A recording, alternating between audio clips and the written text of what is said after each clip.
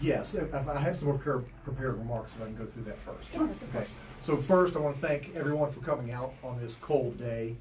These are just a few of the supporters that we have that have heard our vision for a future of Beckley, and they want to be a part of it. So a lot of people ask me why I want to be mayor, and the answer is pretty easy.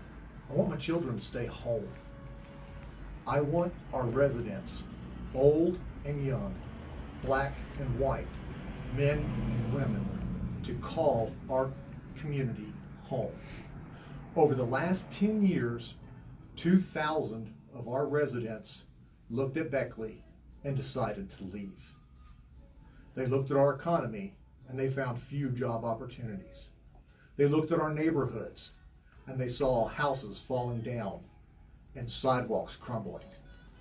They've talked to our current city leaders, and while they know that those leaders care, they don't have the faith that those leaders are able to lead the change that Beckley needs. I've spent the last 4 years working and meeting with so many incredible individuals and great organizations trying to make Beckley better. For the most part, those groups and individuals have been working without the full support of our city government. Beckley, it's time for a change. Beckley needs leaders that don't just see the struggles of our families, but have lived those struggles and overcame them. We need leaders with experience in breaking through outdated systems and leading change. We need leaders with the knowledge and skill, and most of all, the passion for making Beckley a place we all want to call home. Thank you. And was there a specific moment that you said, I'm running for mayor? Is it something you've been thinking about for a while? It's something I've been thinking of. Yes, there was. Black Knight Country Club. There's so much that was wrong with that purchase. Do I agree with the purchase? Yes. Do I agree with the purchase price? No. And when you start to unravel everything, the reason that Beckley overpaid for that facility is because it was owned by our governor. It was ran by the sitting county commission president. And so Beckley, the taxpayers, all of us, had to overpay to line their pockets. That was the time I made a decision. You talk about changing Beckley. What are some changes you want to implement that you want to see? Number one, and you can see that here, is government transparency. People are registering for the elections, but if you talk to the city and you look over there, on that wall away from the city offices is the notice that we're even registering for an election. Nothing online, nothing on social media. Unless the media covers it, nobody knows what's going on. And that is really what happened with Black Knight. They held public meetings, but they only told people they were having public meetings by posting a paper on the door.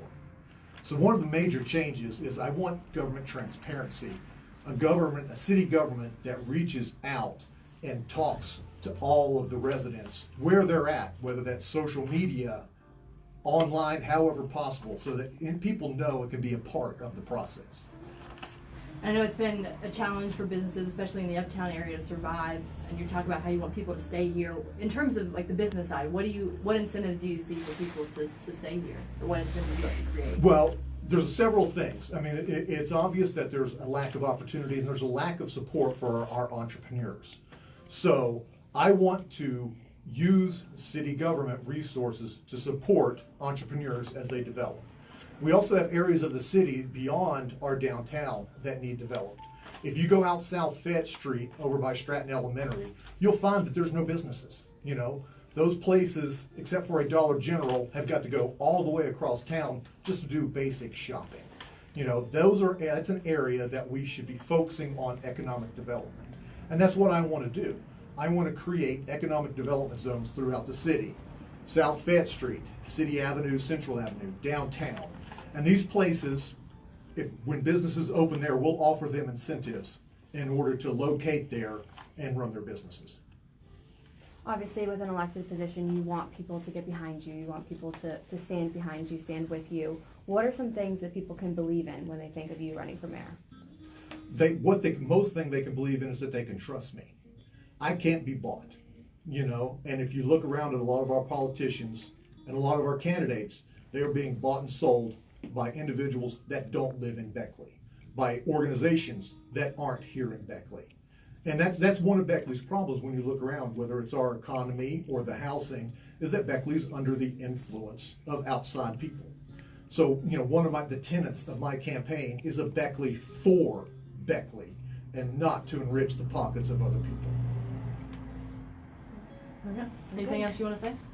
All I want to do is, and I don't know if it's appropriate, but I'm going to introduce Kelly Elkins, the best, most outstanding super candidate for City Council in Ward 4. All right, I'm gonna switch mics. Give me that mic. Love it. Got a festive jacket. Mm-hmm. Dang right. I told her Life's she too better not leave the short. jacket. Nothing. Life's too short not to be festive. And then what do? I wear leggings, so That's okay. Do you have a pocket in that jacket? Or is it fake? no, it's all fake. Yeah, we gotta were put a talking picture about the of fact myself that in. women's jeans don't ever have pockets. No, they don't, and they're too tiny. They're too small. And women's and suit jackets, they're not real. They're all artificial. Okay. I had to do a script because mine was wrote during a trauma training. Hey, Danny, do me a favor. Hop in the middle and hold it.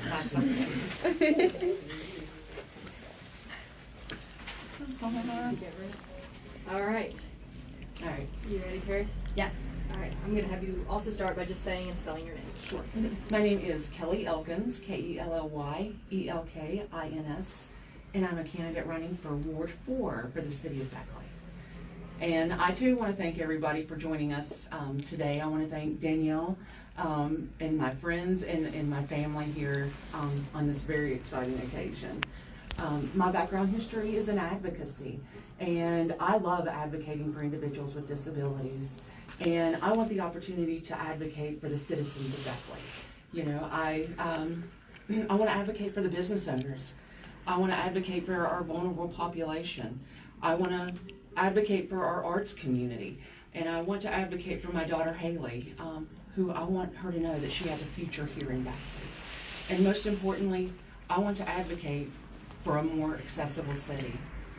I share this vision for a better Beckley with Danielle, and I want to hear what everyone else's vision is. Tell me about maybe some of the special needs you see in Ward 4 that you would like to address. Well, in Ward 4, accessibility is a big deal to me. Knowing the Americans with Disabilities Act, knowing that our city is not ADA compliant for individuals. You know, people trying to use our sidewalks. Sidewalks are crumbling, and you know, chair users are forced to be put out on the to go down the street. It's not safe. It's not safe for individuals with walkers, rollators, moms with strollers, you know, bicyclists, anybody, you know. Our sidewalks are not accessible. We've got power poles in the middle of our sidewalks. How is a chair user supposed to maneuver around a power pole to get where they need to go? So, you know, I look at things through an accessibility standpoint because that's what I know. And, you know, I also want to see our arts community thrive. I spent 20 years working at Tamarack, the best of West Virginia. And I see all these other cities that are thriving and they're doing wonderful. You've got Fayetteville, you've got Lewisburg, you've got, you know, Mercer County is up and coming. And, you know, what's in the middle of it? Beckley. And that's what I want to see. I want to see more, you know, theater, more art, more, you know, live music being performed right here in the city. And I know it'll be welcomed by our college students. You know, that's what they want too. You guys are here together, you know, two separate positions. Can you tell me, you know, why you're here applying together? What is this team kind of dynamic? Well, I met Danielle through attending the Beckley events meetings and the Raleigh County Make It Shine meetings that we would attend. And when I first met Danielle, I knew she was a go-getter. And I knew that when she said she was going to do something, she said what she meant and she meant what she said. And I like to surround myself with positive people who want to be the change that they want to see in the world. And so we started, you know, becoming friends, and then it it developed into, we're both commissioners with the City of Beckley Human Rights Commission. So we're seeing a need with individuals when it's coming to housing, transportation, places of public accommodation, and where some people feel that they're discriminated against. And, you know, it grew into, you know, it's getting bigger and bigger and bigger. And it's just, we want to be boots on the ground. We want to know what the issues are concerning with the City of Beckley and everyone who lives in it. You know, I am representing Ward 4, but I'm going to be representing Ward 1, 2, 3, you know. I'm representing them all because the City of Beckley, that's my city. I chose to live in the City of Beckley. I could have moved. I could have went anywhere else, but Beckley's my home. And I want to make it a home for my friends and my family. And I want a place that my daughter says, you know what, when it comes to college, I'm going to stay at home because there's so many opportunities here in Beckley. Was there something specifically that inspired you to run? Well, it's been a number of things. I work for a very supportive organization that has allowed me to take part in leadership skills and learning more how to become a leader. And, you know, that's what kind of started my fire, and attending the Chamber's Leadership Beckley. You know, I saw where there were some things that needed to be worked on when it came to, you know, local businesses, our city and local government, and I want to be that change. I want to be able to help everyone, so that's what led me to signing my papers and turning them in today. Good. Anything you want to say? Whoop, whoop. Awesome job, Jen. All right, before we're done, let's have one big hug. Thank you all for coming. Really, really appreciate y'all being here. Thank you. I want to get a picture of you two guys.